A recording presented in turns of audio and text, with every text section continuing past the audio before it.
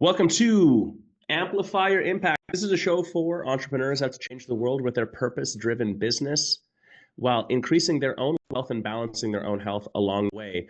Warning, real-life entrepreneurship is raw, and so is this show. We record it live, unedited, and unfiltered, so activate your mula bandha because here we go. I'm Josh Biro. Today's guest is someone that you need to know because, I don't know, she's just such a sweetheart. A good friend of mine, one of our long-term coaches in the Yogapreneur Collective, Miss Terri Fry. And before, Terri, I spin it over to you.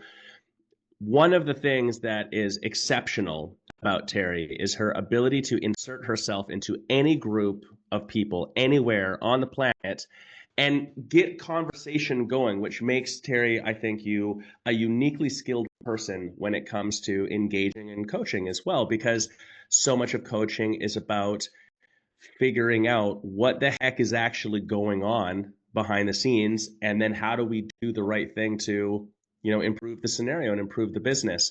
And it's why today a lot of our conversation is going to be talking specifically about the shit that owners put up with in a business, a small business, and as an entrepreneur, and how do you sort of take real ownership over your business, and how do you actually make that pivot? Because that's something that I know that you have a lot of experience with. So Terri, welcome to the show. Thanks for coming on. Thanks, Josh. Excited to be here. Wow, with that introduction. Yeah, it is. I am not shy, that is for sure. I've always said I've never had a problem, and Josh can attest to this, getting up in front of a room full of people and making a fool out of myself. So which has its upsides and downsides, but just a little bit by who I am, beyond my name, is that one of the things that makes me so passionate about helping wellness business and yoga studios, because one of the things at the YC, to be YC coaches, you've had to have owned a successful yoga studio, which I did. And I can't believe it's coming up on 5 years since I sold it during the pandemic. And I also was thinking about the time when Josh, you and I first met, which was at an industry event, and that sort of started this journey to where we are now, which is a wonderful thing about yoga. It's like anything. It's like, wait, though, I think we met at an industry event where you were dancing on a speaker. Probably. Or maybe that was later on. Maybe we met before that. It's been not a no for me to do these wild. And here's the thing: is I do it completely sober. I do not have to have any type of to be able to do any of this. And so naturally wild to a point, because at the heart I'm still a good Catholic girl. So there are certain lines I do not cross. I'll just say that. Anyway, so going back to why I'm passionate about it, is I grew up in small business. Those of you who've heard me talk before, is my father was my first boss, my mentor, very important influence in my life. In fact, we have a hashtag in the YC called #Terri's_Dad. Yep. Right? We talk about #Terri's Dad. And one of his hashtags, which is very appropriate for small business, if there's a problem in your business, look in the mirror. Mm. Right? Because seriously, any problem in your business is directly related to you. It's either something you did, something you didn't do, or something you're ignoring. And we can talk a little bit later about the ignoring part. Well, let's jump in there for 1 second. Yeah. I want to hear more of like your superhero origin story as we go, Terri, but we can kind of weave it in. I just think your dad's concept is not unique to him. There's other entrepreneurs who say similar things, but very poignant, so important. And it makes me think so much of, like, we often relate yoga to what we're doing because our primary person we work with in the YC are yoga studios, although we do have other boutique fitness and wellness businesses. It's really about like radical responsibility is like the catchy term that everyone uses now, right? And just if you own the business or you're the CEO of the business and something's off, it's on. I mean, on you. It's a hard thing, but it ultimately is your responsibility. So yeah, it's the hard truth. It's like I said, whether you were aware of it, or if you're not aware of it, why aren't you aware of it? Maybe you don't have a mechanism in place to be aware of it. If you're like ignoring it, and been there, done that, hoping if I just ignore it, it's going to get better on its own, because oftentimes we don't, for most human beings, we don't like confrontation. There are some people who thrive on it. However, for most part, we want to like get along. Can everybody get along, kind of thing. And so sometimes I think as entrepreneurs, were, I will say the word, afraid of confrontation. And one thing Yeah. I say a lot in coaching calls, and again, everything I coach to is because I've more than likely experienced it personally, is if you are running your business from a position of fear, that is just not a comfortable place to be. And it's just, you can't create abundance if you're in a position of fear. Like you're fearful that, oh, if I do this, if I invest in this employee or this teacher, then they might go out and open their yoga studio down the street. Guess what? That could happen.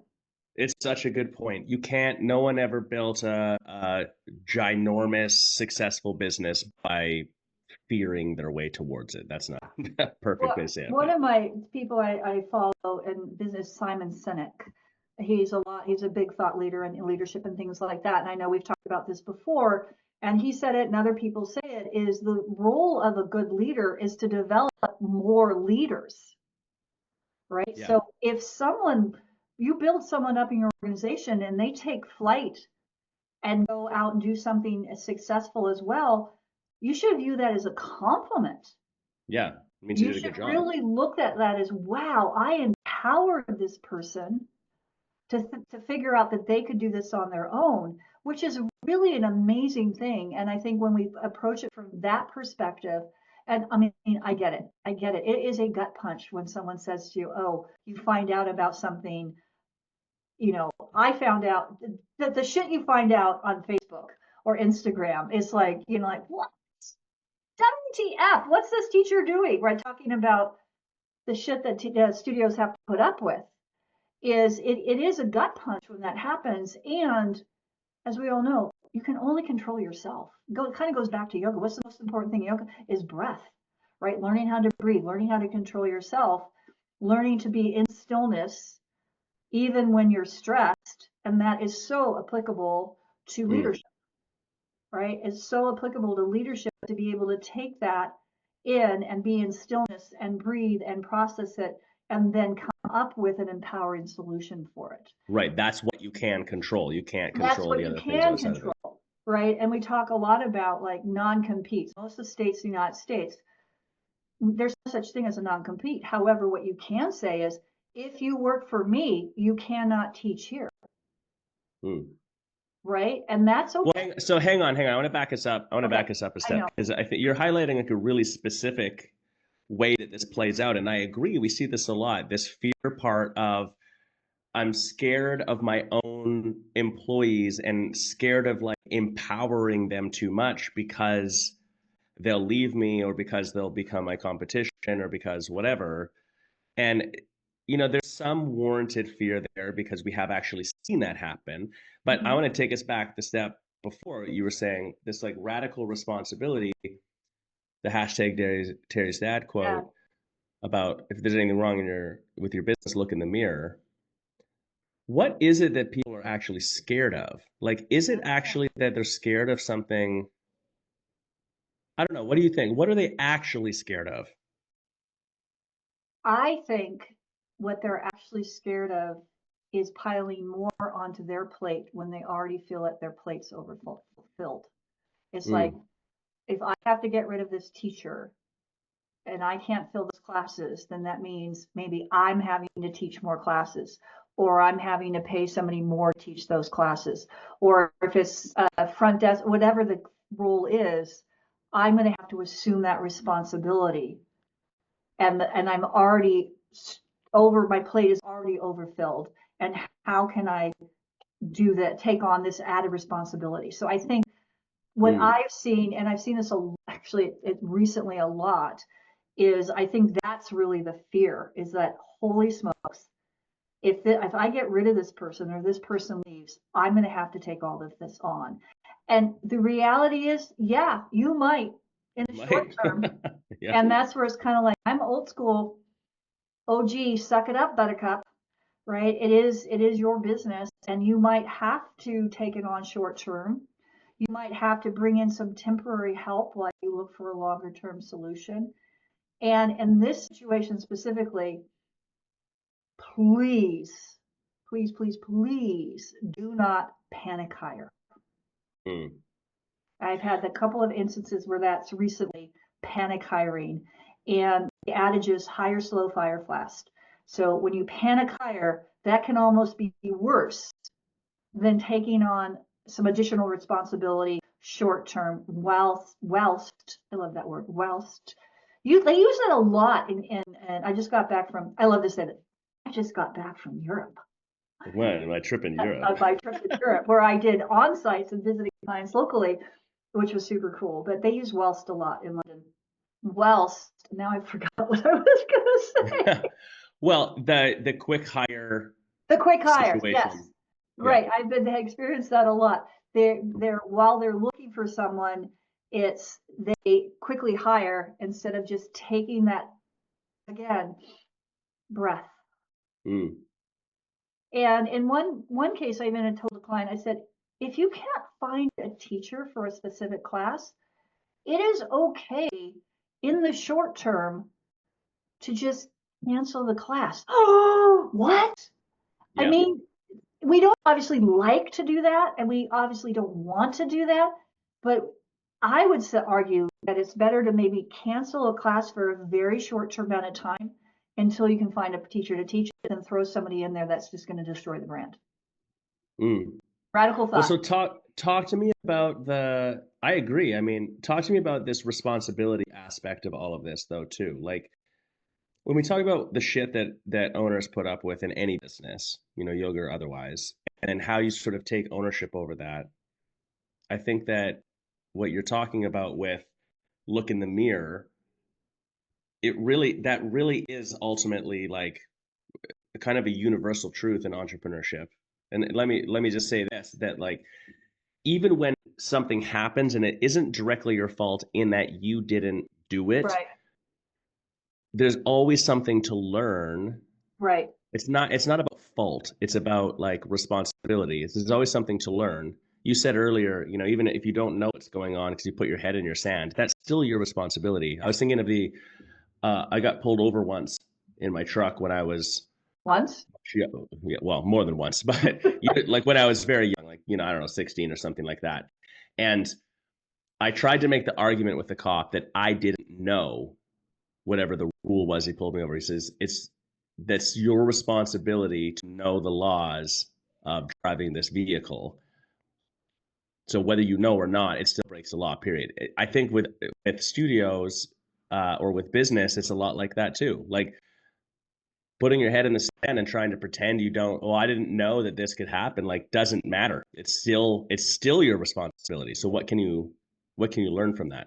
Well, and then also, I just made the note as we were talking, it's like, okay, you look in the mirror, it's your responsibility, and then, okay, how do I take responsibility? That's That's sometimes, what that's what I was going to ask. So yeah, then how do you take you're using the responsibility? example of leadership or canceling a class and just like I'm paraphrasing, but like there are these other options that are Right, available to you. What can you control? So I think that's a component of it. yeah. But this taking responsibility of your business part, like how do you do that? How do you, so it's very simple, parentheses, air quotes, simple. It's, it takes work up front. It's one of those things where, and I was so guilty of this, is particularly when you, as a entrepreneur, a yogapreneur, when you start out, oftentimes you're wearing every single hat in the organization, right? You're, cook, washer, bottle maker, all of that, tinker, tailor, sailor, spy. You're everything. And then as the organization grows, you bring in people to do other things. And oftentimes we're like not able either to let things go or we don't have a process in place to let the things go. So how do you take responsibility is by organizational structure, right? And even if you are, it's just yourself and a couple of teachers, there's still a structure to your organization. You may be in every seat, as we like to use the analogy, seats on the bus, because that really is an apt analogy. It's like you have all these different seats on the bus, social media, teachers, front desk, HR, cleaning, all of those things. In the beginning, you may sit, you're like playing leapfrog from seat to seat to seat to seat. But each seat it has its distinct features to it. Therefore, part of how you take responsibility is defining that seat. And what are you doing? What is that seat responsible for. Like, what are the main things it's responsible for? Hmm. How do we measure the success? What are the accountabilities? So when you, and we call that your organizational chart or your accountability chart, which we like to call it. And then from there, you develop the SOPs, your standard operating procedures. So this is how you take responsibility, is by building the organizational structure, by building those lists of things to do. And I actually like to call SOPs your alien abduction manual. I heard that at another seminar too. And I love that thought. And actually, hashtag Terry's dad, my dad used to sell this to me when I went out in the world to, not work, wasn't working for him. It's like, you should leave at the end of the day as if you're not coming back the next day. So if there's anything that needs to be done, someone should be able to do it. Because he was also Hmm. a Marine before, when he was a Marine for a long time. So that kind of comes out of that mentality. And I do feel that that works well. Right. And so, What a good, sorry, just to interject, like, what an incredible, I haven't heard it worded like that. I'm thinking, you were talking about this before, you know, everyone right now like wants to poo-poo on the younger generation, and that's been the trend since eternity, that the older everybody wants to generation poo-poo on says the younger generation. Yeah. poo-poo's on the younger generation and blah blah blah and whatever. But the idea of like there are these principles of being a good worker and being a good entrepreneur that you've inherited from your dad, that I inherited from my mentors, that you don't hear the conversation anymore. And I see it in some of the employees that we've had, or like in my son who's 14. Like, I'm teaching him these things because they're not a cultural conversation anymore. That would be one of them. This idea that like, don't leave, like leave thinking that you're not going to be there tomorrow. What that looks like in a business, what you're making me think of is like the number of times we're coaching a business and they describe a scenario with the team member where the person just like is like, oh, well, my shift is going to be up at 9 o'clock and I didn't get this and this and this done, or I didn't feel like doing it. And they just go home. And then the next morning, there's like a 6 a.m. class on, and that class is screwed because they don't have the laundry done. The thing wasn't cleaned properly or whatever else. And it's like they just make their problem someone else's problem. That kind of principle changes that altogether, like as an attitude. Like, I didn't get these things done, therefore I'm gonna, you leave and say, oh, I'm so, whatever the reason. I think back to when I worked right out of school, Or you do them. or do them, or stay 5 minutes and get them done. Yeah. Right. And particularly, Get paid for it. I'm not saying yeah, do extra work yeah, without if you being need to paid. stay 10 extra minutes to get these things, these 3 or 4 things done, then stay and get them done. The job's not done till it's done, is the other Mm. adage that I was raised with. But the other thing is just like, when you have those, and also they need to be super clear. We have to understand that everybody's brain works differently, and we can't assume that if we say, and this is a good one because I found this one out, clean the toilet. Right. Don't assume anyone knows how to do that. I found out that one of my first hires for desk, I blame her mother, hadn't taught her how to clean a toilet. Right. So she did but it's like one day I went in and it was like the toilet seat was cleaned, the bowl was cleaned, but the base was not. And I'm sorry, dudes, you guys dribble. Oh, I mean, you just dribble. Dudes make a mess. Dudes dribble, I right? mean, And in defense of dudes, I've never had to clean up more disgusting stuff than a women's change room in a yoga studio. I All can, I it will was agree with always you. bad. I was, anyway, Like men are bad for sure, but like I be that as I it guess may. I guess we're just saying people suck and it's disgusting. Well, people, they think that they're at a 5-star hotel and the maid's going to come by and clean up everything for them, right? However, so I realized, I need to be very specific about, and I know this is an extreme example, and it's Not really. it's a real example. So you also just, and I hear this from clients a lot too, when you're talking about how to take responsibility and how to write SOPs and all that stuff. It's like, I can do it quicker myself, 100%. But if you, like a damn thing, but if you take the time to do it once and then you optimize as you go along, then you're miles ahead. So yes, I think that's where we get, sometimes I was guilty of this, is like, I can just do this quicker myself, therefore I'm going to just do it myself. And then when Mm, I'm thinking about it, well, I'm doing all this stuff myself, what am I not doing? right. Yeah, I was going to And say what you're brilliantly highlighting is that just the fact that you could do it better or faster yourself doesn't mean you're taking responsibility for your business. no, In fact, it's the opposite.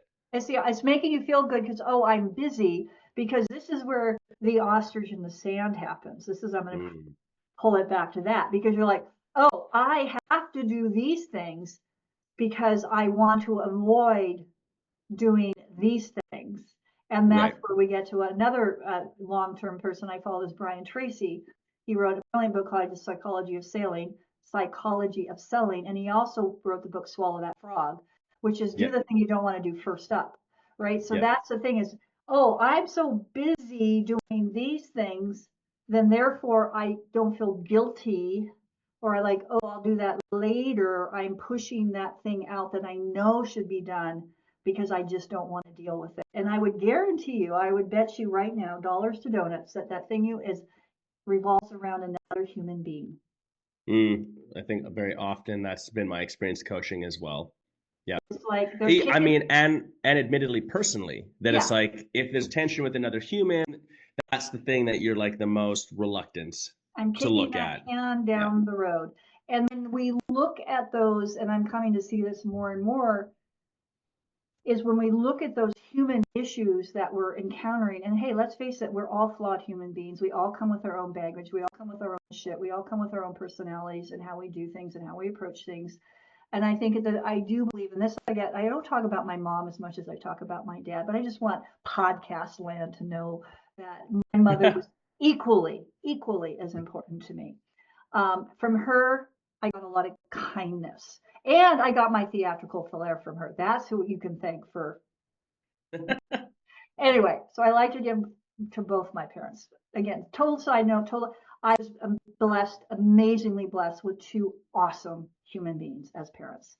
So, and I can honestly, genuinely say that. Okay, so I digress. Where was the, oh, okay. So going back to dealing with human beings is when we approach it from the position of, and this I've learned from you, Josh, and I love this that I've learned from you, is approach it from a position of curiosity, right? I'm curious about why, Yeah. instead of confrontation, right? It's like, Mm, oh my gosh, why are they doing this? Because we don't know what they're bringing to the team. We don't know what anybody's going through. And ideally, we want them to leave all their personal shit in the parking lot, because we don't want them to bring it into the business, into the yoga studio, because people come to get rid of their shit, not to hear your shit, right? So kind of going back to dealing with the human beings, and when I've come to discover more and more, and now I finally picked up my train of thought here, is this because of lack of clarity? Lack mm, of clarity in terms of expectations. I just got off a call with a client, and it blows my mind how often this is the case. There's no definition for teachers, what the expectations are. Now, I get it. There's various between, and I don't care how they're classified in whatever country you're in, whether it's the United States, Canada, Mexico, Europe. Every state, every country has its own employment laws and things like that. However, yes, I understand that. And asterisks, you can still, within the confines of the law, have it spelled out. yeah. I saw this I was at one of the on-sites I was Well, at recently, is with this the lack of clarity. Let me finish this thought, Josh. It's the mm, lack of clarity in your expectations and in your agreements with your fellow human beings that causes the problems. yeah. Boom, mic drop. I We're done. agree. I think the human brain is in an active state of searching for clarity Yeah. most of the time. Like when you're thinking about it in a conversation with it, like that's what you're searching for. So you have to, as the owner, that's that responsibility part. You have to create that. And if I you was create, thinking, I'm sorry, if you create the clarity up front, and if you're hiring someone and they don't agree to that, they're like, I'm not sure. Guess what? You don't compromise the clarity. You say, well, then this is obviously not a good fit for me. Well, then it's just not a fit, right? It's not a fit. I'm It's also like if we're clear about what the relationship is and what the expectations are, then when you're meeting them, the conversation looks way different. Yeah. I think half the time with entrepreneurship or with studio owners or owners of business, small business in general, this lack of clarity creates the scenario where now there's tension between you and me, two people, because first I have to be like, Terry, I want you to do a better job. And then you're like, well, I'm I am doing a doing good job. I'm doing a Right. great And job. now you and I are in tension. And it's like, that's because of the lack of clarity in the And first that's a place. good one, particularly with teachers, is like, well, what do you mean I'm not doing a good job? My classes are full. Everybody loves me, got great reviews. Yeah. Fine. Yet there's staff members that you're mean to. There's staff members that you're rude to. You're not doing the things you're supposed to do. You're not showing up on time. And that creates disharmony. That creates tension amongst the other human beings in your organization. I saw this firsthand at an onsite. It's like this one, call it a rock star teacher, constantly showing up. Oh, can you get the, and so the front desk was having to set up the sound system, and it was, we were meeting and the owner was like, oh, this person's great. And the manager's sitting there going, Right. this. Tension. And the tension, the owner's going, what do you mean? And she's like, she's always late. She's always doing this. And, she's really mean to the front desk. And the owner was like, was news to her. So, and it was Yeah. because there was no clarity. There was no understanding of the rules. So again, particularly if you're not, and I am one of these people that is, I shouldn't say this out loud because Josh is there, but I've learned to be organized. I am not by nature an organized. I'm free. I'm just, I'm going, I'm doing, I'm the last minute. I was forever the kid doing the book report the night before it was due, all of that stuff. If that's your modus operandi, this is going to be really hard for you. And I get it. And I totally understand that. And if you do it, your life's going to be so much better. On the flip side of that, if you're the type of person that loves that, this and this, but then you're so rigid with it, then that also can create negative consequences. And again, this is another thing we've talked about a lot lately, is that the one reason you have these clarities, you have guardrails, for want of a better term, because that's a really good description, the guardrails. You can still be empathetic and hold space for people that are not adhering to the staying in the guardrails, and still uphold the guardrails. And if it's warranted, then maybe you can make a little bridge in the guardrails to let somebody off a little bit, right? If it's warranted. But that's why if you have it, it makes, as you said, Josh, the conversations with fellow human beings a lot easier. I should say not so much maybe easier, but less messy, because then you're focused on not them as a human being. It's like, hey, this is what tell me about what's going on here, because we're missing your step here, here, and here. Right. And it's my job as your boss to hold It's, you accountable to that, right. not because of you, but because who else is going to do it? Who else? I And this think. is what we agreed to, and this is what the job. Mhm. And if you're struggling to meet this, and I actually just had this with a client, it turns out one of her employees was recent changes and this and that, and suffers from anxiety and panic attacks. And because there's a lot of changes in the studio, because she kept an instructor on way longer than she should have, and that particular front desk person had a good relationship with this person, albeit the only one in the company. Anyway, be that as it may, she was starting to have more and more panic attacks and was calling out like 45 minutes before her shift, which was causing extreme stress Yeah. on the rest of the organization. So the owner, we talked about it, this is the guardrails, came up with the solution and said, had the conversation with her, and what they agreed on is she went down to one shift a week. Right. And she actually thanked the owner for recognizing the fact that she was struggling. Yeah. And so Right. that's Like what I mean by having we that don't have little, right. yeah, We're not in conflict as human right. beings. And also it's not fair to the business. This goes back to your original thing of like you taking total responsibility for the business, the looking in the mirror. What you have to uphold the standards. Two other thoughts that are coming to mind, sort of backing us up. One is the idea of like, call it whatever, an independent contractor versus employee. And this is an ongoing conversation we have forever. We actually had someone not that long ago that they didn't work out as a client because one of the things, well, they didn't even actually start as a client, but they sent us a complaint that we had said something about like, Oh yeah. oh, if they're an independent contractor, you can't ask them to do this and that's illegal or something. And we're like, yeah, but where? Anyway, long story short, someone got their nose bent out of shape. But I feel like tying to this radical responsibility of your business element, if you're in a situation where everyone in your business is a contractor, as the example, and therefore you can't get them to do what's necessary for your business, then the responsibility would be the contractor arrangement you have with them doesn't work Yeah. for your business. So, and the reason I say that is like that you would need to change then. Mm-hmm. The reason I say that is there's so often this scenario where because of a lack of clarity and a lack of taking responsibility, you set these guardrails, your words, and then you move them as soon as there's any pushback on it, which makes them pointless. Yeah.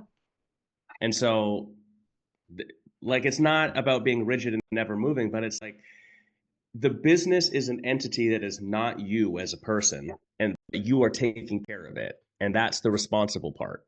Well, and here's the thing about the guard, and I laughed, I'll tell, because I have to tell a story, is with the guardrails, is like, okay, so if people see you not holding someone else accountable, guess what happens? They're like, well, so, Josh got away with it. He's late. He's always like 5 or 10 minutes late. Nothing happens. Why am I always here on time or 5 minutes early or something like that? So that's where that having the guardrails, which is why my senior year in high school, I spent every other weekend on restriction because my father was like, my curfew was 11 o'clock. And I argued that. And here's what I heard. But dad, my older brother, Luke's at the same age as senior year, his curfew was midnight and mine was 11. And I go, well, that's not, I said, why is that? Because you're a girl. And I said, that's not fair. He said, honey, get used to it. Life's not fair. So yeah, seriously. So and it was like 11 o'clock, my watch. Yeah. If I walked in 11:01, I was grounded the following weekend. The point being, finally I got in my head, and that line is not going to move. Right? Yeah. So then life got much better. But the point being is like when you have those, if someone's constantly pushing it, they're going to continue to push it till all of a sudden, maybe they're 5 minutes, all of a sudden they're showing up 2 minutes before class. And right? we see that in businesses that we work with. Yeah. It's the give an inch, take a mile. And let me say this though, I have experienced many times, even in my own businesses, where this happens, and very often, I would even say the majority of the time, it's totally not malicious. Like people aren't consciously doing this to just be a butthead. It's just like a human trait that if there isn't a standard that's being upheld, people will push the envelope. I think about even myself and my family. Like I, growing up, was the person who was always very punctual because that was a value that I had and was ingrained in me when I was young. Me too. To the point that I would more likely than not be early, like a little bit too early, because I was so scared, scared of being late. Hashtag Terry's dad, on time is late. Right.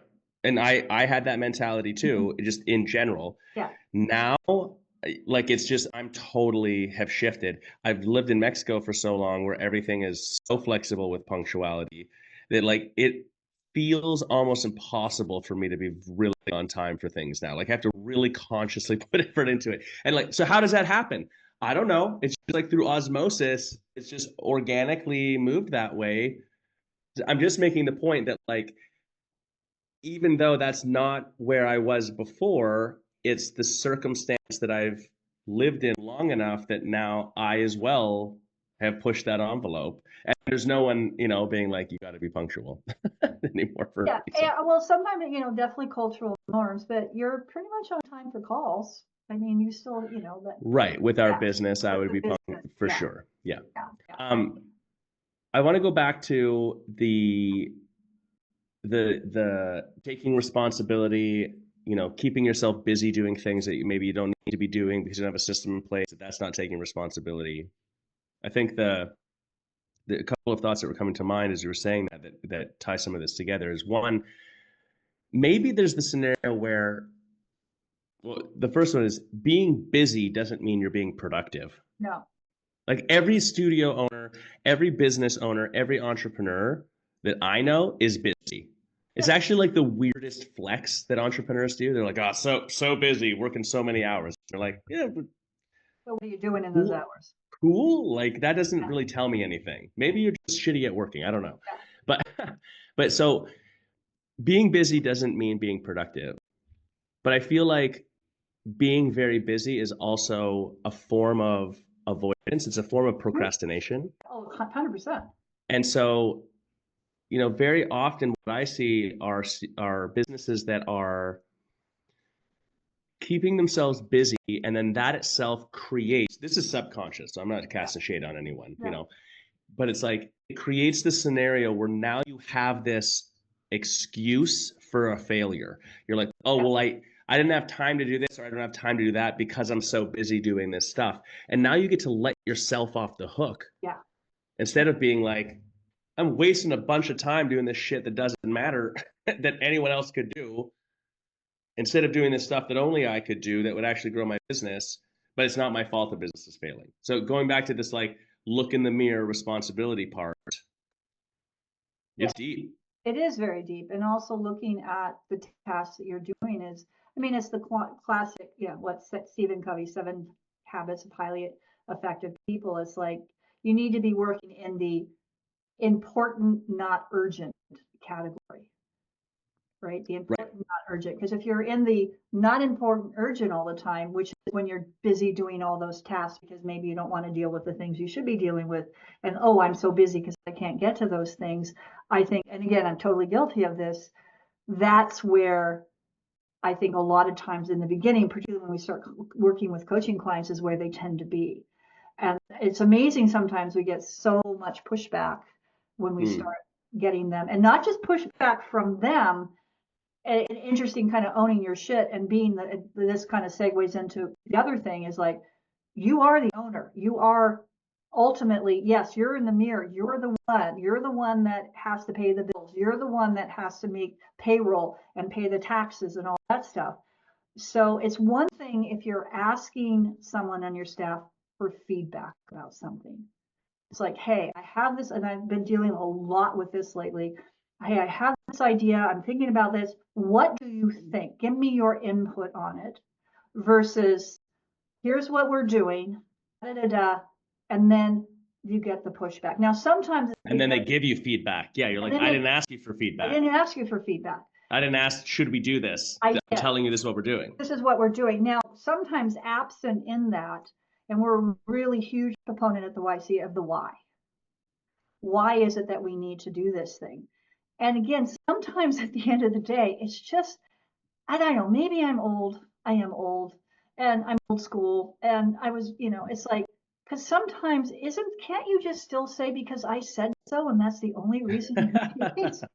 I mean, I realize that's not necessarily the best answer, but if you have the why, and this is why we're doing it because it's this is why, you don't have to go into the extreme details of it, but particularly if you're making and going back to how do I take responsibility if you're listening going, oh my god, I don't have any of this stuff in place, I don't have anything with my employees or my staff, how do I take that step back? Because it's like you can still do it even if you've been in business for 20 years and you've never done any of the things we're talking about. You can still take control. Now here's the Yeah. thing. Yes, absolutely. Absolutely, it might get a little ugly at first, and we've seen this happen, and sometimes there are people who may choose to self-select, i.e. quit, and that might not necessarily be a bad thing. Because we start doing this work with people, they start to realize that there are people in their organization that are really counter to what they don't even realize that they're like kind of like the negative Nellies of the world, right? Yeah, they have negative influence. Negative Here's a influence. radical. Here's a radical thought. Not really that radical, Yeah. but the might not be a bad scenario in my mind. Like there is no such thing as a bad quitter in a studio or in a business. Like if someone quits your business, even if they were a great employee, you like them, your friend, whatever, like that means they don't want to be there, or there's something Yeah. you can't offer them, or whatever else. Like if someone quits, great. Like you don't want everyone to quit. That's not what I'm saying. But like there's what's the alternative? They want to quit and they don't. Yeah, that's even worse. That's way Way worse. worse. You know. Obviously someone quits because they're moving or whatever, that's one thing. But if another opportunity comes up or something like that, then more power to them. Although there could be a solution for that as well, is that within your organization, like when you're looking to fill those seats on the bus, kind of coming back to that analogy, is maybe someone's quitting like a yoga teacher. Because let's face it, and this is what prompted me to buy a studio is, when you're a yoga teacher, your income is basically capped by the number of classes you can teach in a week. Right. And, being someone who for a decade, at one point I was teaching 5 different studios. I was still driving as many miles a year as I did in corporate sales, except I was doing it in a 4-speed Yaris instead of a nice top end Lexus with a car allowance. So I was still driving as much, not making, fraction of the money, because I needed to do that to be able to support myself as a yoga teacher. So in the opportunity of when you're looking at taking the responsibility and looking at the different roles in your studio, you could have people within your organization that are willing to take on or can take on other additional responsibilities, that therefore, rather than having 25 employees doing 25 different things, maybe you have a handful of key employees, they teach and do something else, or they work the front desk and they do something else. So now all of a sudden, you've created an opportunity for someone to be maybe full time. And maybe the reason they leave is they need additional income. And rather than losing a great employee, you give them additional opportunities to Right. work. There's other things they can There's do to other participate. things that they can do based upon their skill set. So that's and then we have like a number of clients where teachers are doing other things. You don't pay them their teaching rate. You agree on a salary, or an hourly rate, right? If when you're teaching, you get this. When you're doing social media, you get X amount an hour, right? Yeah. So keeping in mind that there's various ways you can set this up, and then that gives you the freedom to be able to do the other things up to and including, how's this for a light bulb moment? Take a vacation, Totally. right? I think if you're not in the first 3 years, and there's some exceptions to this, Yeah. but if you're not in the first 3 years of your business, especially a studio, and you can't take a vacation, that is a huge red flag of this seats on your bus, operational streamlining, right team in place sort of thing. First 3 years, you're getting it all set up. It takes about that long to really get it rolling. Not that you can't do it faster, but like. Yeah, I have a client that opened brand new studio in September, took a 5-day vacation while I was away as well. And she said, this is blatant self-promotion. She said, the only way I could have done it is without your guys' help, I never would have been able to do that. Yeah. Right. So blatant self-promotion, but that's actually what she said, is she was able, she won this, one of these things where you register or you buy a ticket to something for some 5-day adventure in Mexico, and with any hope of winning, well, she won. It was for Nice. 2, blah, blah, blah. And so she and her boyfriend took a 5-day luxury at someplace, and she was like, yeah, it was great. There were a few little Here's the thing she said. There were a few little blips while I was gone, but my team handled it. Yeah. right? Right. The team handled it. Why? Because she had everything. Now, is there tweaking? Of course, but basically she had the day-to-day stuff defined. I think one of the things that this highlights is just this, like, why does someone become an entrepreneur? Why does someone own their own business? Because I don't know anyone that says, I'm going to open my own business because I want to work more hours for the same or less money. And I want to not have the freedom to live the life I want. And I want to never go on a vacation. Like, no one would ever say that. But then that's their behavior. Yeah. And like they accept that. And so in a weird way, that's the extension of this responsibility of the look in the mirror part. It's like your business shouldn't become your prison, Oh, but I like that. it does for people, myself included. I've experienced it too. Like you become, it's your prison, it's your ball and chain, whatever. Like that's when business sucks. Well, and I think that kind of goes to the mindset of, oh, nobody can do it as, and you know what? That's ego. A lot of that is ego. Mm. If you want to get down to it, it's like nobody can do it as well. Therefore, I have to be here to do it. And I'm like, really? I mean, because let's say, I mean, yoga, yes, yoga is important, and the product we sell, and yes, it is a product, and yes, we do sell it, which is the next point we could talk about, is that people, it's not like we're manufacturing the vaccine to COVID or the cure to cancer. I mean, people aren't going to die if something happens. If someone's auto pay fails or someone gets a free class or something happens while we're away, well, other than it burns down to the ground, but guess what? It could burn down to the ground where you're there. So I Right. think a lot of times these excuses we make, oh, I could never take a vacation because of this, this, and this, is ego because we think we're more important than we are. And it's ideally a true leader, and this kind of goes back to you should be able to ultimately like come back if you didn't come back the next day.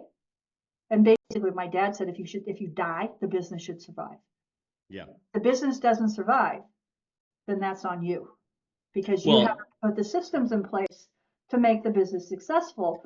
And so that's this whole thing is look in the mirror. It's like, yeah, it's like really, it's up to you to make sure that business, if something were to happen to you, you want to take a vacation or you want to go on mat leave or you get sick or something like that, the business will still survive. the way that we've said it before is the idea that if you're working your butt off, and if you stop working in the business, then the business stops, which means you don't have a business. Right. You've just bought yourself a really hard job. Yeah. And that's, for most people, not what you're trying to do. Like if a retirement business or something where you literally want to own the bar on the beach and work in it every day because you literally want to buy yourself a job, cool. But if that wasn't your vision, then like, what are we doing here? One of the things that I learned from hockey actually is there it and it's so obvious to say, but it's applicable in business, right?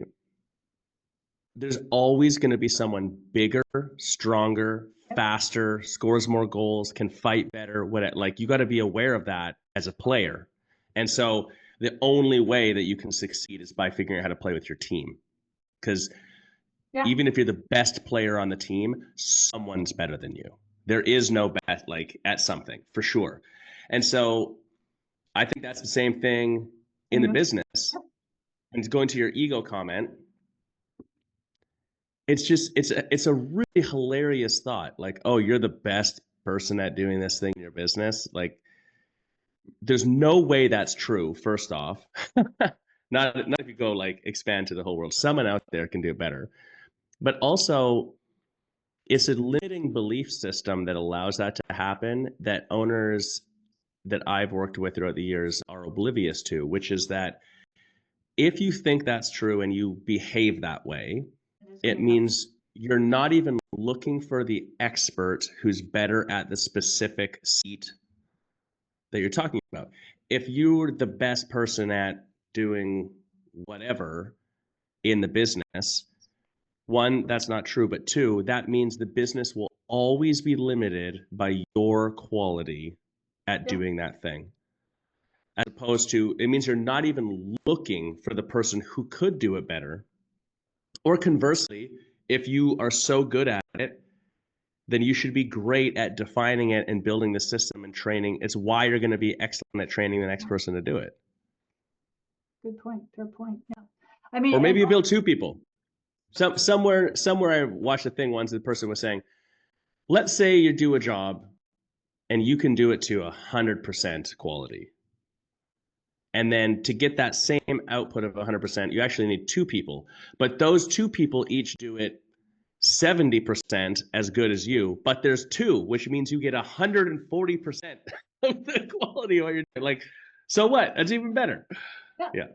And I will say also, asterisk to that too, is even if that's not your skill set, you should still, as the owner and entrepreneur, you should still have a system in place. You should still have a basic understanding of what that means and what that information means. Yeah, that would be the flip side. That's the You flip might be side. the best at this thing in your business. But There you're might not be something so, you're terrible at. You got to be you like need to both of them have to be understand at considered. least, and if you don't, then you need to have a mentor or someone who would help me. And I say this a lot because I had this experience, is like I did a post about this, I don't know, a while back. Like if you have a, you know, obviously on your team, you need to have like a financial person, and whether it's your bookkeeper and or an accountant. I was not dumb enough. I was smart enough not to do my own corporate taxes, but I did do basic bookkeeping. So in fact, my father made me go back and learn how to do it when I started working for him as an adult, which was actually a cool thing. But then it got to the point where I was just like, I need to pass this off. But when I was first talked to an accountant, was interviewing accountants, this one guy was like, blah, blah, blah. It made me feel stupid. He actually said, why are you doing that? That's ridiculous. You don't need to do that. And I went, I had enough self-worth to go, dude, you're not the guy for me. So I found an accountant that was actually specialized, had some fitness clients, which was a better fit. But the thing is, if you're working with someone who makes you feel like you don't know what you're doing, or if you ask a question, then guess what? Get rid of that person and find someone who will partner with you, who understands that I don't have all the answers to this. I'm coming to you as an expert to help educate me and explain it to me in language that I understand, so that I can at least have the general knowledge, maybe not the expertise. So that's another important part. And that's the other reason why you have all these systems and checks and balances in place, so that you're not saying you need to know every facet of the organization, but you at least have a general understanding, and you have systems of checks and balances in place, so that there can, yeah, so that I don't know where I'm going with this, but so you can't be taken You're right. advantage of. Okay, I was going to say it's the Yeah. the saying that we often say is anything that you don't understand in your business is the thing that you can get taken advantage of Yeah, around. exactly. So like it doesn't mean you have to be the best at it, but you have to have enough understanding that Enough can't happen. understanding, or have someone on your team that you can go to, and maybe that's someone you have on a retainer, whether it's a lawyer. Usually, I think it mostly will center around things with financials and law and things like that, that's why you have a lawyer on retainer, or maybe that's why you have Well, I someone, would say marketing, sales, like all those marketing, sales, things all that too. stuff. Yeah.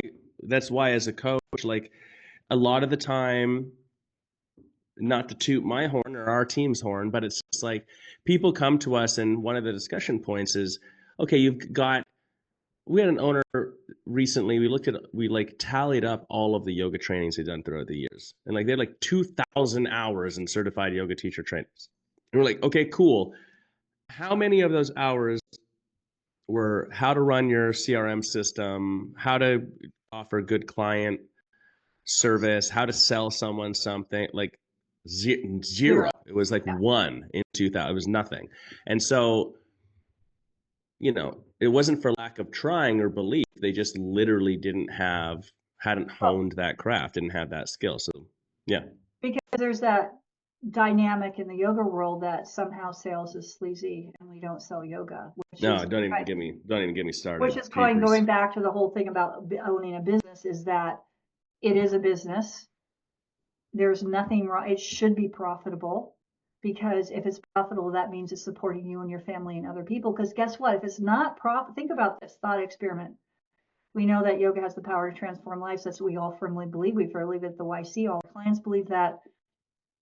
So if we firmly believe that, if your business isn't profitable, it has to close the door, the whole community suffers, right? So therefore, doesn't it make sense that your business is profitable. And here's the thing is how much money you need, that's an individual choice, right? Like Josh family of 5 needs a lot more than me and Lucy, who's down here, right?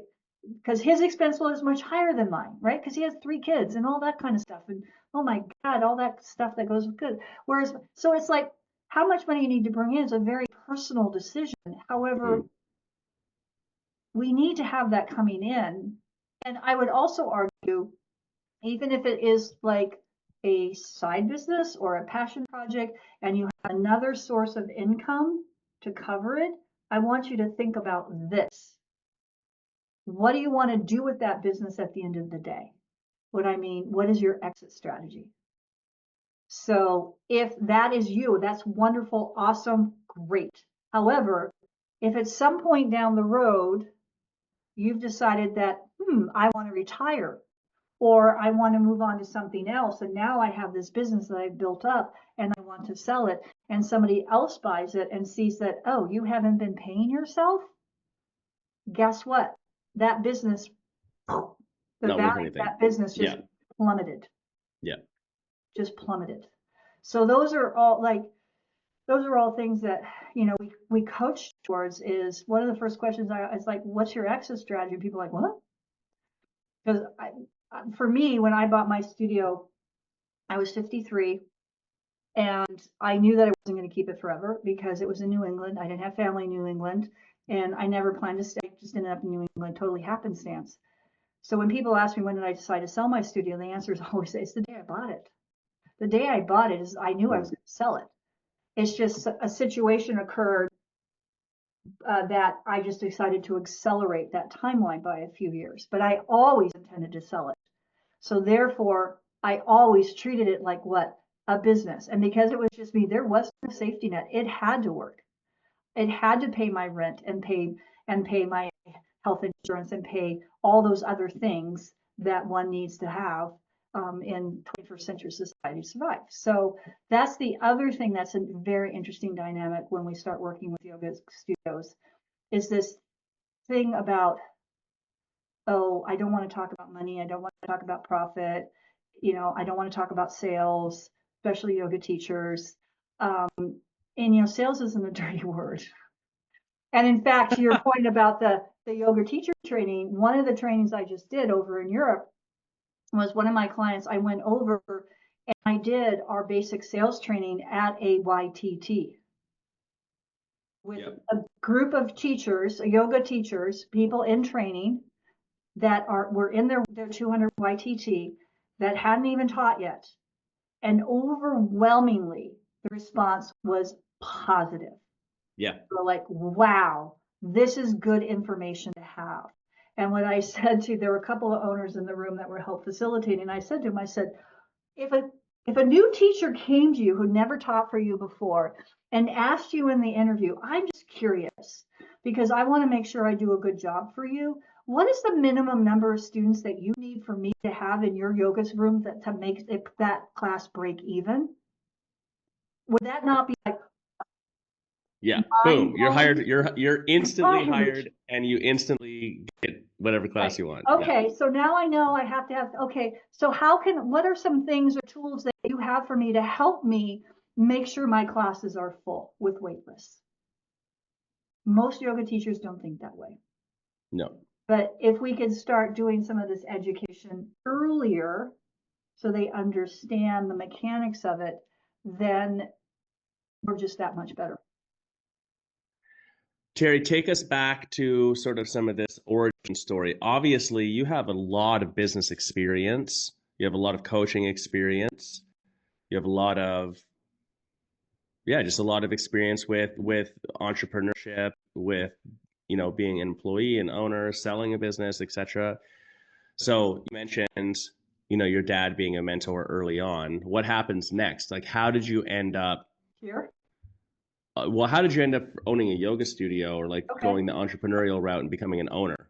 Because previously you were just working in other businesses. Yes.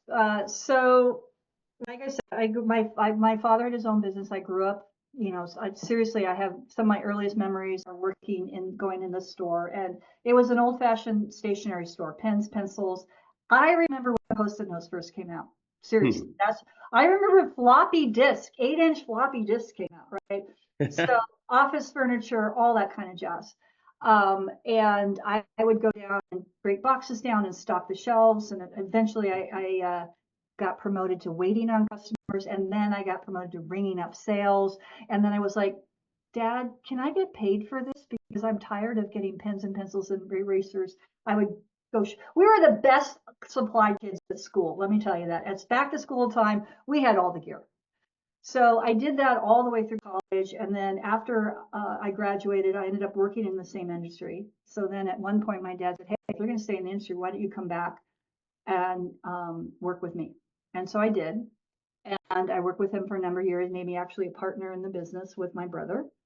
And then in the early 90s, I got married and followed the husband.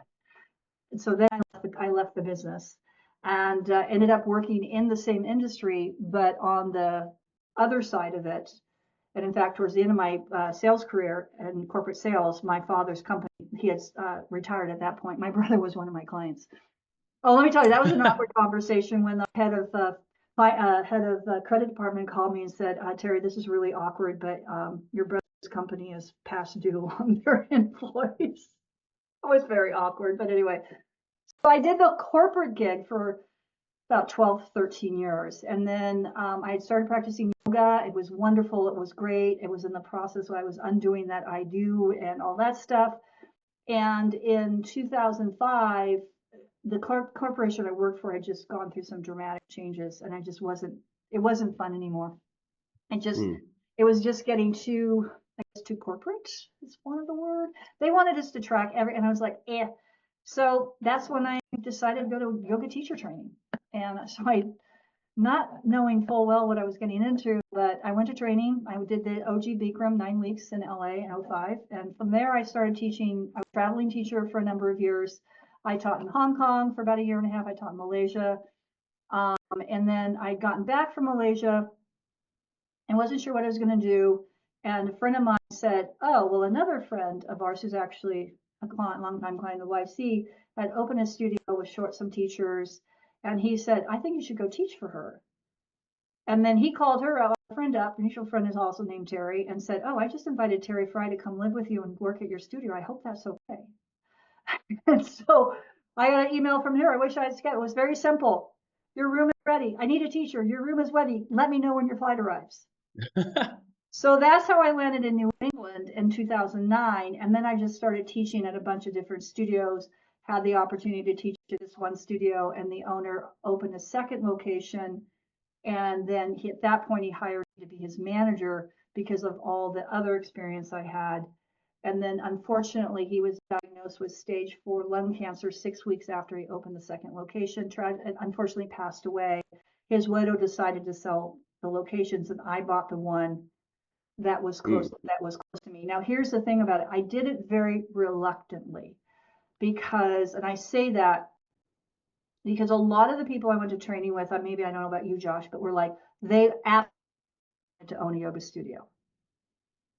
I was like, I knew what small business was. I knew how hard it was. I remember my father giving my paycheck in one hand and $100 in the other hand, saying, honey, don't cash this till Friday. Cash flow is tight. Right.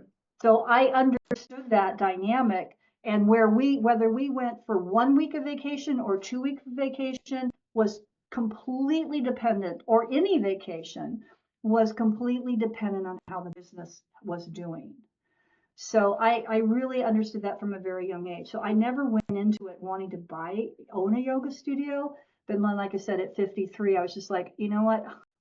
It's tough to make a living as a yoga teacher, and I didn't want to go back to corporate, and the opportunity presented itself.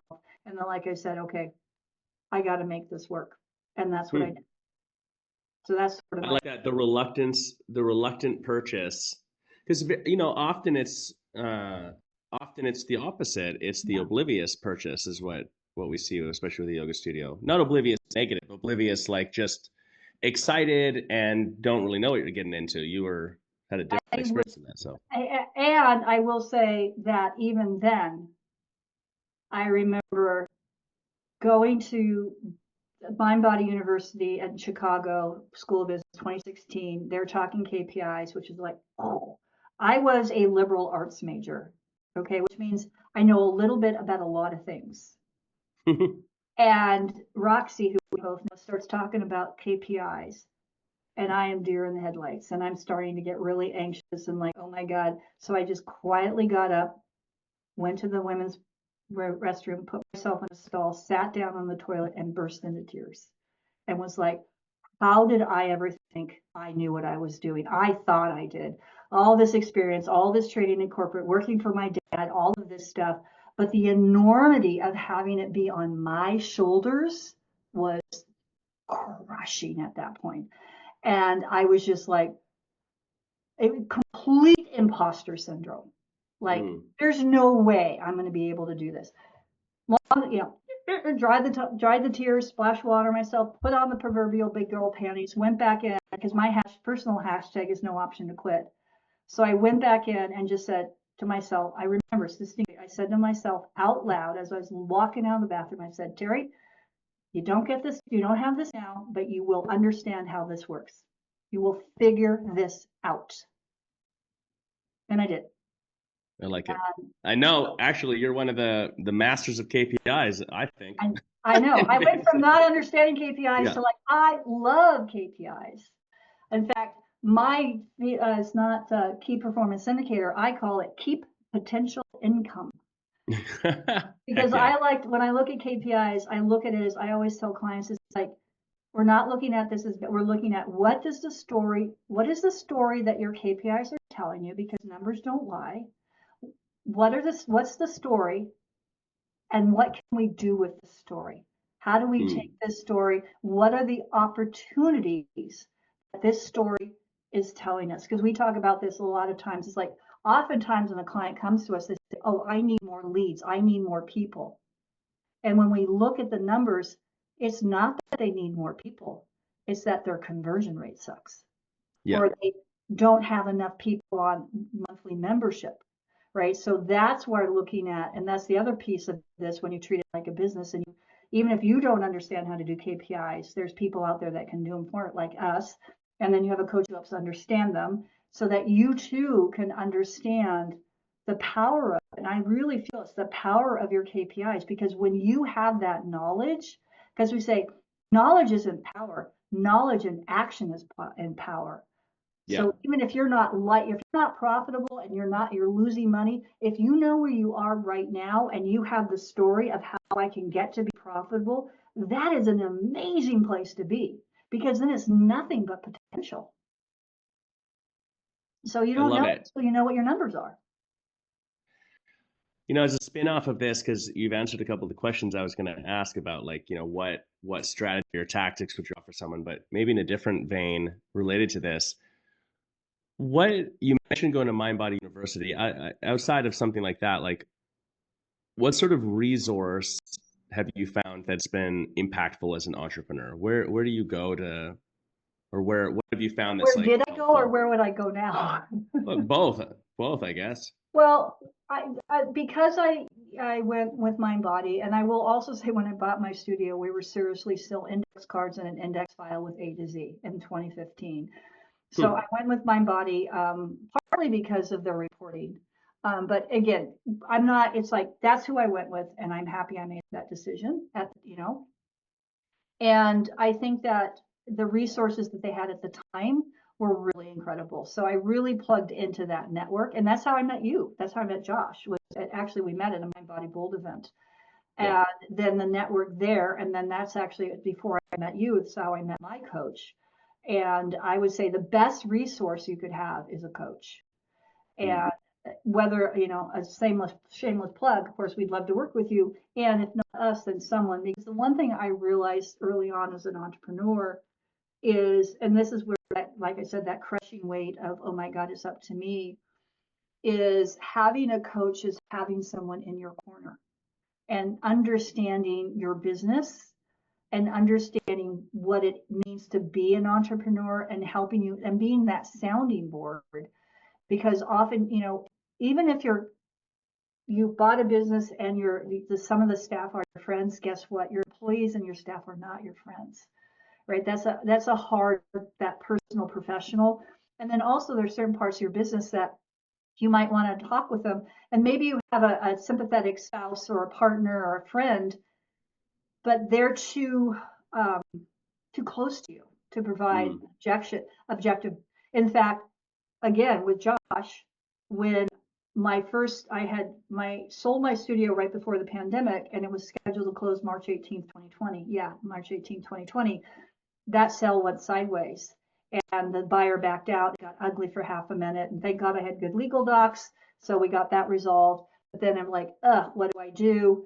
I had another buyer come in potentially that was a lot less. And I was just like, I was getting all this advice from family and friends, the ones that knew, but none of it was like, so I called Josh and I said, hey, dude, and he said, brilliant. He listened and then he just cut through the bullshit and just said, here's the deal, Terri, your studio is only as worth as much someone's willing to pay. And that was like a light bulb moment for me. It's like, of course. I mean, I kind of knew that, but just having someone cut through it, that I think is the most valuable part of having a coach, is that the ability for them to be empathetic and objective. And sometimes, and I feel it's just like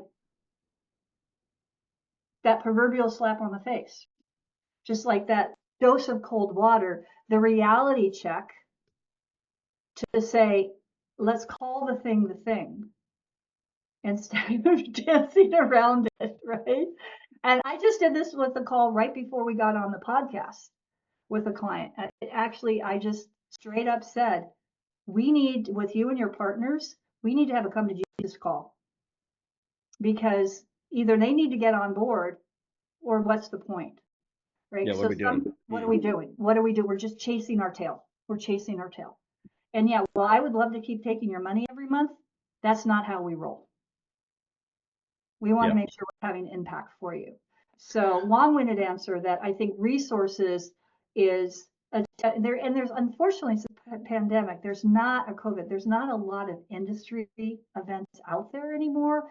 But I think plugging into networks of like-minded entrepreneurs, certainly so many resources out there. Find people that, like, thought leaders that you resonate with personally and value-wise. Follow them. Network with other entrepreneurs and get a coach.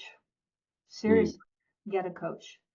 Whether it's us or somebody, but get a coach, because that, to me, I viewed my coach and to me, it was not an expense. Everybody said, oh, I can't afford it. I can't afford it. It's too much. It's like, to me, it was an investment in my business. It was an investment in myself as an entrepreneur. I did not view it as an expense at all. I viewed it as an investment. Well, and I like, here's like a harsh truth in the coaching industry that I found myself in conversations having this a lot more recently in the last couple of years, because we have a training program for coaches, and that's sort of an area that we're expanding towards, in part because we see, like, and I'm talking some shit now, but like, because we see a lot of bad coaches and we hear bad stories, and that's frustrating because it gives us all a bad name. The point being, if your coach is an expense and you view it that way, like that's how you categorize it, then then they're not the right coach for you. It's you have to the upfront commitment is certainly an investment. You're always going to learn something. It's going to be something beneficial. Yeah. But if you view it as an ongoing expense, it's not worth it. It's because whatever you're doing with them is not impactful enough to make you more money. And here's an intro. Okay, I love it, and that's true, because seriously, it just coincided. My last call with my coach was the day I closed on the studio the second time. It was just sort of like a nice bookend to the whole thing. It was just really cool. And then 6 months later, Josh and I are on a mind body call, and he messages me privately. He always says, dude, how can I get a hold of you? And then here I am 4 years later. But yeah, it is an investment, and it's I totally forgot. I forgot what the thought. Well, an investment and shouldn't be an expense ultimately. Oh, I know what the thought I was going to make. So you could apply that same logic, and I just had this call with a client earlier today as well. One could also, if we extrapolate that you don't see it as, if you see coaching as an expense and you're not getting value from it, take that same thought and look at member cancellation, Yeah, I right? like that. Because member cancellation, the primary reason people cancel, other than, let's say, someone's moving, legitimate, they're moving out of town. If you have a VOD offering or a live stream, you can do that. But time and money, the two reasons people say they can't afford a yoga membership. One could argue, Or I mean, any membership. any membership. One Yeah. could argue, if the person sees the value and is getting the value in whatever the membership is, be it a yoga membership, a Pilates, a coaching membership, then the expense is irrelevant. Yeah. If that is the case, if someone's saying time or money, then again, you have not shown the value of your product. Because if someone really values your product, then they will find the time and they will find the money.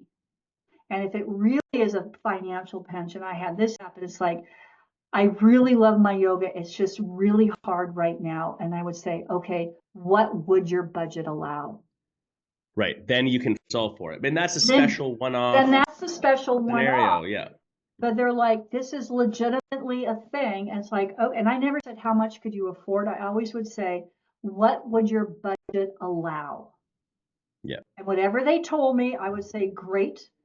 And I said, when circumstances improve, just let me know.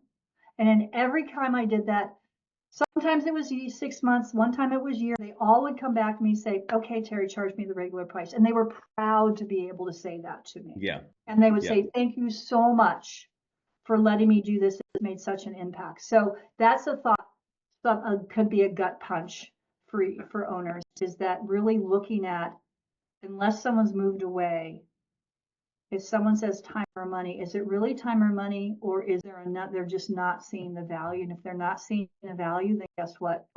You have a product problem. Right. Or it's just not compelling, It's not which is compelling.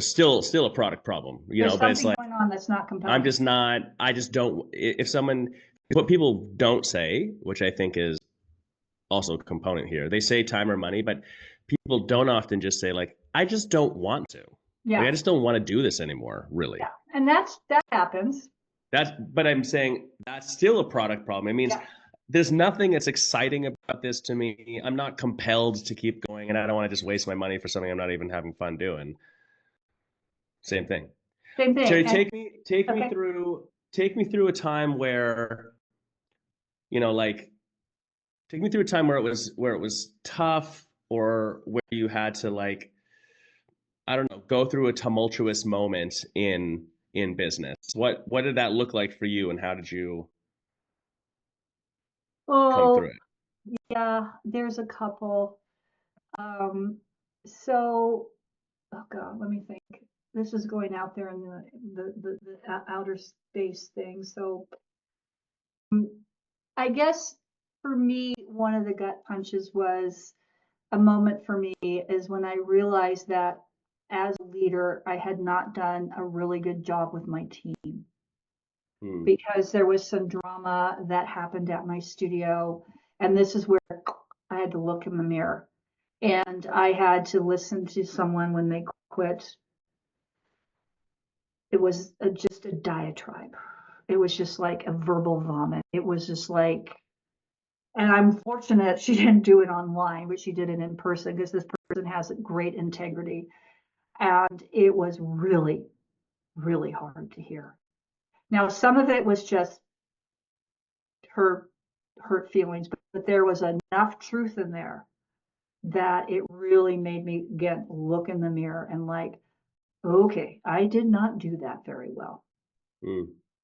And so for me, my biggest faux pas were always, always HR, was always human beings. So that was something that I did struggle. I got better with it, but that was a real low point for me.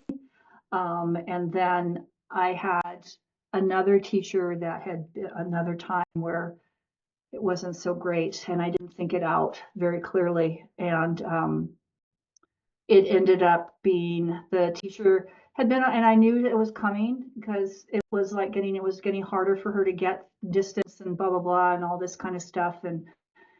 Um, and she had been with the studio from the beginning. And this is often I can see when you buy a business as opposed to starting from scratch, is that when I really started to take the reins, as it were, and make the changes based upon what my vision for the studio was, which was not totally different from the previous owner, but just enough different that this teacher really wasn't on board with it. The reality is I should have let her go much sooner than I did, but because I was afraid, because she was very popular, all of those things. So then when she finally did approach me about leaving, and I said, okay, I understand. And I said, when would you like your last day to be? And she said, well, I'm not sure. I just wanted to, and what I said, I said, how about today? Yeah. Bad decision. That blew it up. That just like, because then it became that I fired her.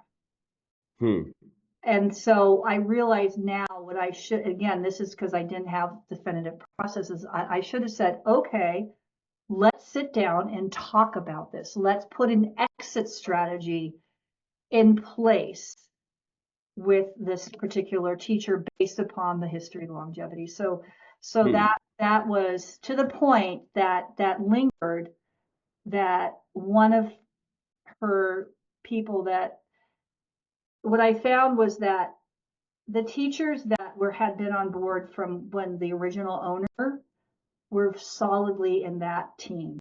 And I realized that at that point, like, the people that I had hired were my team, and I had not done a good job bringing that team into my team. Right. Of recalibrating them. Recalibrating them to what I wanted, because I just didn't do it.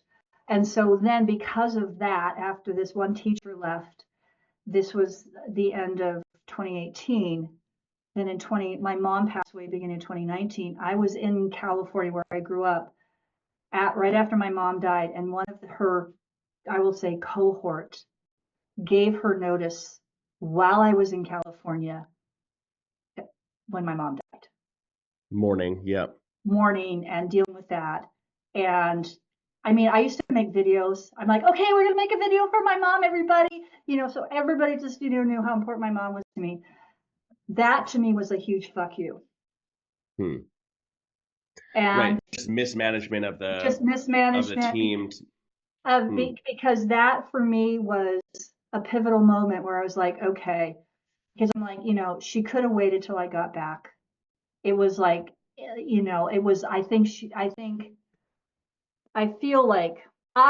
like that was something that was calculated, that, could have happened, could have done it before or after. I don't know. That's the story I make up. Or at least was not considering the situation because it didn't matter enough to be considered. It's like, seriously, right? You couldn't wait till I got back to give your 2 weeks notice, kind of thing.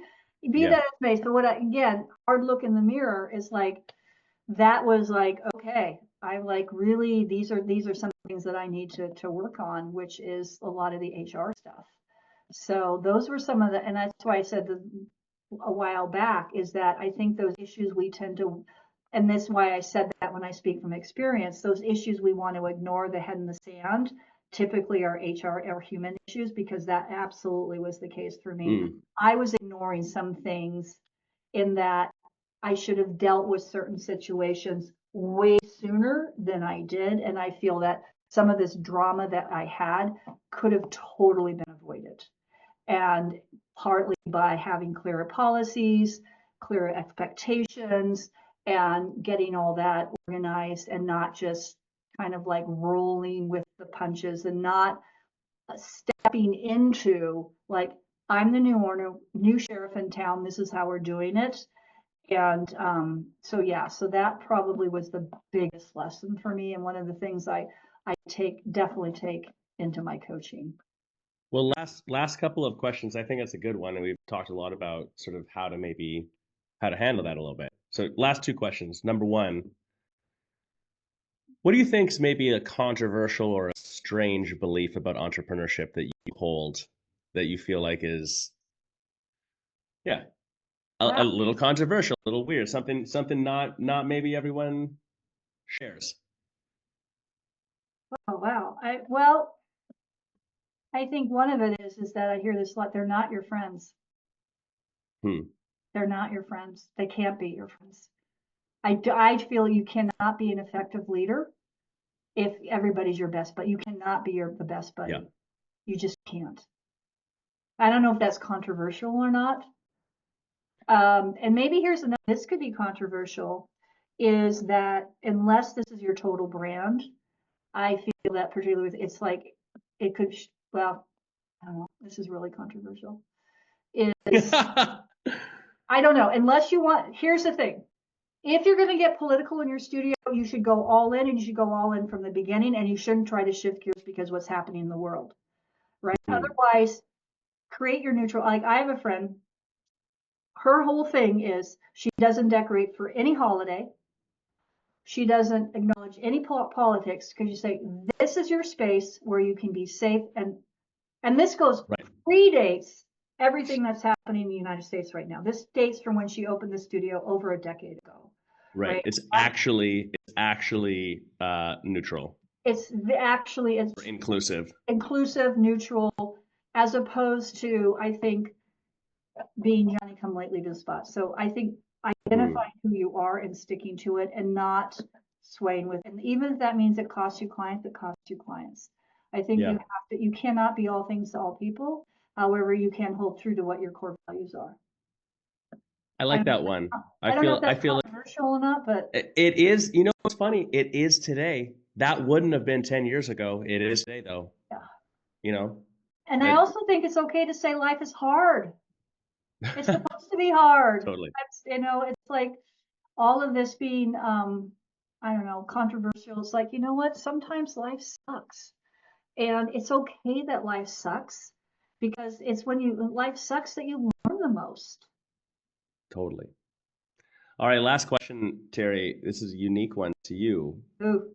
You know, having grown up sort of in an entrepreneurial family and having that experience, owning your own studio, selling it successfully, but now you've been full-time coaching with me for years at this point, Or, for 4 full years, yeah. What do you understand about business now as a mm, coach and as through all your experience that you didn't before and you see other people don't understand? 100%. It's about, I can answer that really readily, is that it is your business. It is a business. Don't be afraid to make changes. Understand what you bring to the table and stick to it. And at the same time, not being afraid uh, to make changes. And also, if things aren't working, to get help. I Hmm. think and if and human beings and understanding human beings, and if that's not your skill set, find somebody who does. One of the best things I did was I, the whole thing with teachers and feedback and this and that, I just drove me nutsoid. Because again, I was like, just do it because I said so. Do the best you can do. I don't want to hear your bullshit. Just show up and do what you're supposed to do. That's my mission. I realized, that doesn't always work. So I had a teacher who was great at that kind of stuff. Hmm. So that's the other thing I would say is hire people that do things better than you. Nice. It's worth the money, right? Do what you do, hire people to do the things you don't do as well, and then own it, and do not apologize for being successful. Do not apologize that you have to charge money for things. Do not apologize. Do not feel you have to justify everything. But having a why is important, but if they don't like your why, guess what? There's the door. I love it. Own it. I think it's Own a it. perfect Own it. pulls it all together. The shit that people have to put up with when you run a business, and how to start to take control back starts there. Right. And if Terri, you thanks for don't, coming on. yep. I was just saying, if you don't own it, that's where the problems happen, because that's the cracks, and that's where they'll like start pushing back on everything. Absolutely. Yep. Terri, thanks for coming on the show. If you are listening and you want to have more of Terri, you can always join our private Facebook group, or book a free coaching call with the Yogapreneur Collective. Terry's one of our full-time coaches. You'll be able to chat with her, and she's here to help out. But Terri, thanks so much for coming on, and Gosh. well, excited for talking to you again next time. All right. Bye.